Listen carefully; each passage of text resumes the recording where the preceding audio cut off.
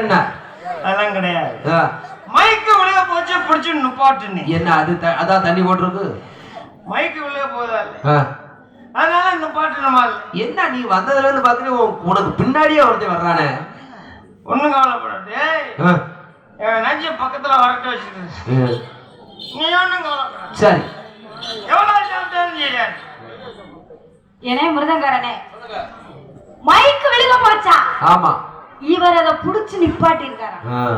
ஏண்டா வெண்ண நீ ஒரு வருஷத்துக்கு நாடகம் ஆனாலும் சரி உண்மையுமே சத்தியமான சொல்றேன் இந்த மைக்குக்கு உன்னால தண்டை கட்ட முடியுமா? உனக்கு எதுக்கு இந்த வேண்டாத வேலை? ஏண்டா அறிவிட ஈத்தற ஆளு மூச்சி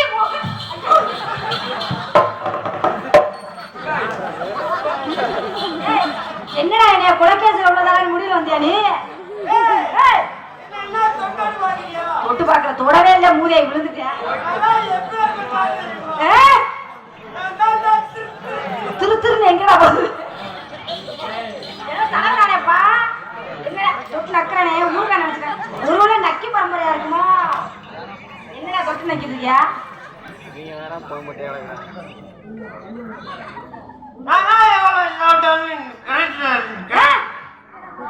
சரியா இருக்கு. சரியா இருக்கியா? எவனும் கவலைப்படா.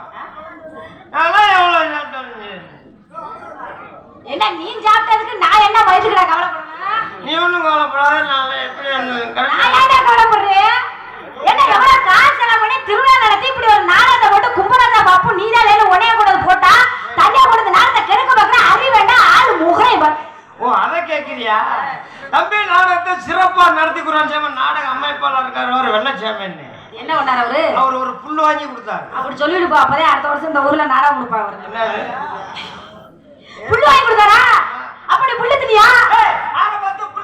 மூதேவி புல்ல தினியாரான்னு கேட்டேன். ஏமா நான் புல்லு திங்கிற அளவுக்கு நான் பால் மாடா இல்லையா? அதெல்லாம் கிடையாது. அவர் ஒரு புல்லு